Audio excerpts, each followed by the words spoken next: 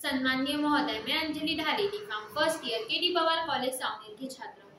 आज मैं महिला शारीरिक और मानसिक रूप से कैसे सक्षम बनेगी इस विषय पर अपने विचार व्यक्त करने वाली हूँ। आज मैं इस विषय पर बोल रही हूँ। आज मुझे इस विषय पर बोलने की आजादी है। यह एक महिला सशक्तिकरण का उदाहरण है। परंतु आप ही सोचिए, आज हम इस विषय पर चर्चा कर रहे हैं, यह एक महिला दुर्बलीकरण का उदाहरण है। आज भी महिलाओं के कमजोर होने का मुख्य कारण पारंपरिक सामाजिक मनस्थिति है। लड़कियों के जन्म से ही उनके तरफ देखने का नजरिया, उन्हें दी जाने वाली शिक्षा और दुनिया का सबसे प्रसिद्ध वाक्य, तू एक लड़की है, तुझे यह शोभा नहीं देगा। आप ही सोचिए, अगर ऐसे माहौल में कोई बच्ची छोटी से बड़ी हुई होगी तो उसकी मन की स्थिति कैसी होगी, उसका मानसिक विकास कैसे होगा।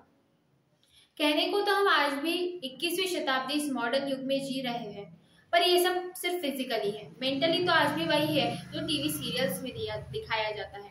उदाहरण के तौर पर स्टार प्लस, जी टीवी, कलर्स पर मोस्ट ऑफ द सीरियल्स में स्त्रियों को पीड़ित या फिर एक दूसरे के खिलाफ षड्यंत्र रचते हुए दिखाया गया है।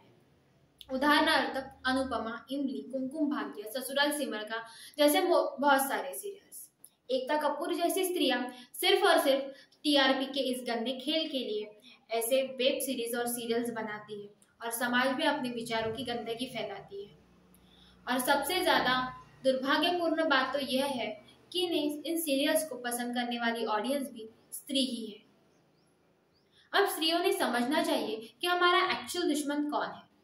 अब अपने घर से शुरुआत करते हैं। अगर एक घर में एक लड़का और एक लड़की हो तो लड़की को बासी रोटी दी जाती है और लड़के को गर्म रोटी खिलाई जाती है, और खिलाने वाली भी स्त्री ही होती है। आज भी हम नर्सरी की किताबों में पढ़ते हैं कि राम क्रिकेट खेलता है और सीता खाना बनाती है। मुझे आज तक ये समझ में नहीं आया कि आखिर सीता क्रिकेट क्यों नहीं खेलती। आज भी बेटों के जन्म के लिए व्रत रखे जाते हैं और रखने वाली भी स्त्री ही होती है। आज भी लड़कियों को रात में पार्टियों के लिए परमिशन लेनी पड़ती है, और अगर लड़के रात भर घर ना भी आए तो भी कोई बड़ी बात नहीं होती। पता नहीं ये दोहरी मानसिकता कहाँ से है। और दुनिया का सबसे बड़ा जोक, मैंने भी सुना है, आपने भी सुना होगा, बेटी बचाओ बेटी पढ़ाओ जैसा कार्यक्रम। ये कार्यक्रम क्यों है पता नहीं, क्योंकि जब ये कार्यक्रम नहीं था तब भी बेटियां पढ़ रही थी, जब है तब भी बेटियां पढ़ रही थी, जब है तब भी रेप हो रहे हैं, जब नहीं था तब भी रेप हो रहे थे। बेटियों को यह समझना चाहिए कि इस कार्यक्रम का मुख्य उद्देश्य बेटियों को यह बताना है कि बेटियों, तुम्हें इस गंदे पुरुष प्रधान समाज से बच के रहना है। यह तुम्हें पढ़ने की कोशिश करनी है, यह तुम्हारा हक नहीं है। इस कार्यक्रम के माध्यम से हम ये तुम्हें दिलवाएंगे क्योंकि तुम अबला हो। इस राष्ट्रीय कार्यक्रम का नाम ऐसा भी हो सकता था, बेटे सुधारो बेटे समझो, क्योंकि दुनिया में आज भी कहीं भी रेप होता है तो वो सिर्फ और सिर्फ पुरुष ही करता है। अगर बेटों ने ऐसे काम करना छोड़ दिए तो बेटियों को असुरक्षित महसूस करने की कोई वजह ही नहीं बचेगी। शेरनी अपनी बेटी को कभी यह नहीं बताती कि बेटी तू बच के रह, वो सिर्फ और सिर्फ शिकार करना सिखाती है। अगर जानवर होकर वो ये सब समझते हैं तो हम इंसान होकर कब समझेंगे। अपनी बेटियों को कभी ऐसा एहसास मत दिलवाइए कि वो कमजोर है।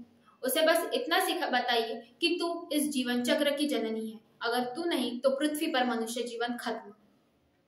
और मैं आपको क्या बताऊं, इस पुरुष प्रधान समाज और संस्कृति में समाज व्यवस्था ही इस प्रकार से की गई है कि जिसमें स्त्री का विकास न पहले होने दिया गया था और न कभी होने दिया जाएगा।